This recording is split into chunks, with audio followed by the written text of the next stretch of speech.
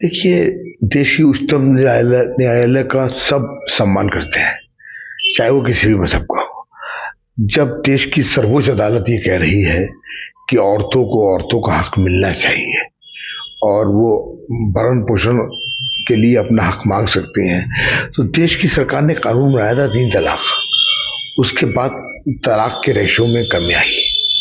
अब ये कानून आ गया, तो लाजमी बात है कि इसके अंदर घर बर्बाद होने से बचेंगे। जो लोग गुस्से के अंदर, तैश के अंदर तलाक दे देते हैं या झगड़ा कर लेते हैं या अपनी मर्दानगी दिखाते हैं और उसके अंदर भरा घर बर्बाद हो जाता है, अब उस रेशो के अंदर कमी आएगी। और देश की अदालत है, अच्छा फैसला है। हम जो राष्ट्रहित में हो, हम उस फैसले का सम्मान करते हैं और इसके अंदर औरत जो है वो सुरक्षित होगी, महिला सुरक्षित होगी और महिलाओं को उनका हक मिलेगा। मज़हब इस्लाम में बीवी के और शौहर के हुकूक वाज़ेह तौर पर बयान किए गए हैं और ये कोशिश की गई है कि निकाह का जो रिश्ता है वो बाकी रहे, वो ख़त्म ना हो। मगर अगर दुश्वारी पैदा हो जाए, आपस में निभा ना हो, आपस में खलिश पैदा हो, तो फिर ये सूरत दी गई है कि तलाक के ज़रिए से या फस्ख़ निकाह के ज़रिए से या खुला के ज़रिए से आप उस रिश्ते से बाहर आकर आज़ादाना तौर पर अपनी ज़िंदगी गुजार सकती हैं या सकते हैं। अब जाहिर सी बात है कि जब तलाक हुई या खुला हुई तो फिर इद्दत के दौरान जो खर्च होगा वो शौहर की जिम्मेदारी हो कि वो अपनी बीवी का, जो साबका बीवी हो गई या आप साबका शौहर हो गए, अब आप शौहर नहीं रहे, मगर इद्दत के दौरान का जो खर्च है वो आपके लिए लाजमी है, आप उसे उठाएंगे। अब इद्दत के बाद जाहिर सी बात है शरई तौर पर भी वो बीवी बीवी नहीं रही, वो आज़ाद है, जहां चाहे शादी करे, अपनी आज़ादाना जिंदगी गुजारे और शौहर भी आज़ाद है कि वो दूसरा निकाह, दूसरी शादी कर सकता है।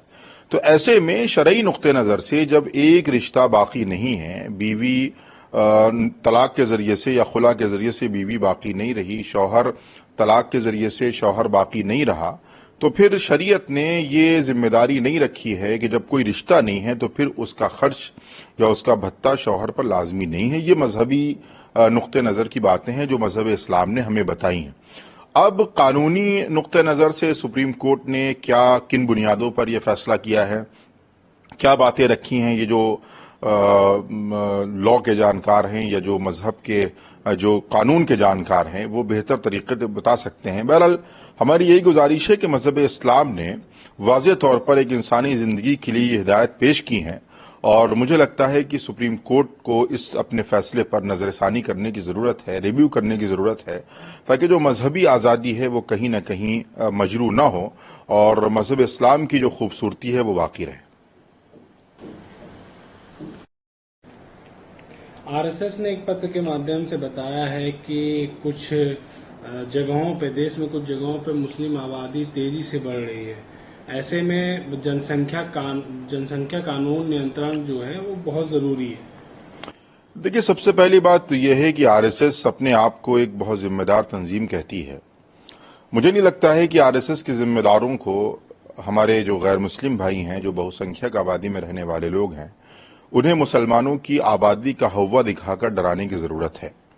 वैसे तो मुस्लिम आबादी कतई तौर पर कहीं नहीं बढ़ रही है। सेंसस रिपोर्ट हमारे सामने है, मुख्तलिफ मौके पर सर्वे हुए हैं जिसमें यह बात वाज़ेह तौर पर सामने आई है कि मुस्लिम फैमिली का जो पैमाना है और जो मुस्लिम फैमिली है वो कहीं न कहीं किसी भी पैमाने पर नहीं बढ़ रही है। और अगर मान भी लिया जाए कि मुस्लिम आबादी किसी सूरत में बढ़ी है तो फिर उसका हव्वा दिखाने की क्या जरूरत है? क्या अगर मुसलमान बढ़ जाएंगे तो वो हिंदुओं को खा जाएंगे या हिंदुओं पर जुल्म करेंगे? बल्कि देखने में तो ये आता है कि जो बहुसंख्यक आबादी है, चाहे वो शामली में देखें कि एक मुसलमान को झुंड बनाकर मॉब लिंचिंग के नाम पर कत्ल कर दिया जाता है, उसकी लिंचिंग होती है, कहीं अखलाक को मार दिया जाता है।